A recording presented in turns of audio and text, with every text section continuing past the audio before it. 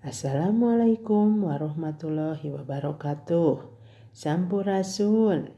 Wilujeng enjing barudak, kumaha daramang, mudah-mudahan sadayana aya dina kasehatan.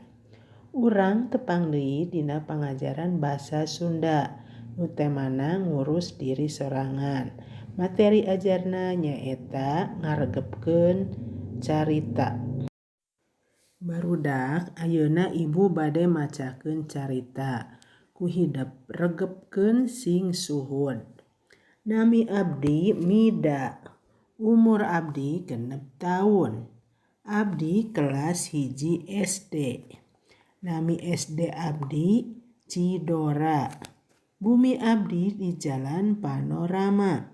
Unggal poe abdi mandi, sangkan awak abdi sehat. Barudak nembe ibu tos macakeun carita. Hidep tentuna tos ngartos naon nu dicaritakeun ku ibu. Ayeuna ibu bade naroskeun nya. 1. Saha nami abdi teh? Cung nu tiasa acungkeun pananganna. Leres. Nu kahiji jawabanna nyaeta Mida. Ari nomor 2 saha nu tiasa? Pertanyaanna kieu nya. Sabaraha taun umur Mida teh? Tepat pisan, jawabannya adalah 6 tahun. Pertanyaan nomor 3, kelas sabaraha Mida teh? Cung nu tiasa acungkeun deui pananganna. Leres, jawabanna teh kelas 1. Ayeuna nu kaopat, naon nami sakola Mida teh? Sok saha deui nu tiasa? Leres, nami sakolana teh SD Cidora.